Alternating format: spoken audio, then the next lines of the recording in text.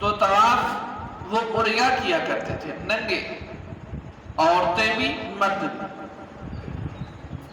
وہ یہ کہتے تھے کہ ہم ناپاک کپڑے پہن کر، حرام مال سے لیے ہوئے کپڑے پہن کر ہم بیت اللہ کا طواف نہیں کریں گے، وہ یہ کہا کرتے تھے۔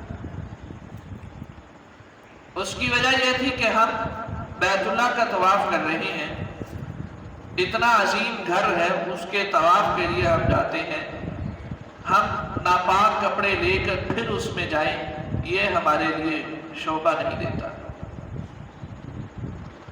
تو اس لیے وہ عریا ننگے ہو کر طواف کیا کرتے تھے۔ رسول اللہ صلی اللہ علیہ وآلہ وسلم نے سیدنا ابو بکر صدیق رضی اللہ تعالیٰ اور سیدنا عمر فاروق، سیدنا علی المرتضیٰ رضی اللہ تعالیٰ اور دیگر صحابہ سے ایک قافلہ بنا کر رسول اللہ صلی اللہ علیہ وسلم نے بھیجا، مکہ کے اندر جا کر یہ عام اعلان کر دو کہ مشرکوں کو اب بیت اللہ کے طواف کرنے کی اجازت نہیں۔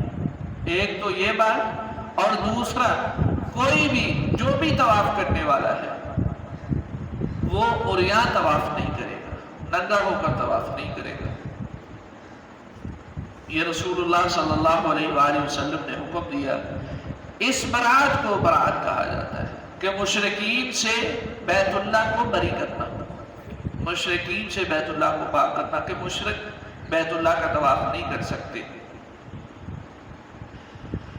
صحیح البخاری کے اندر اور صحیح مسلم کے اندر یہ حدیث موجود ہے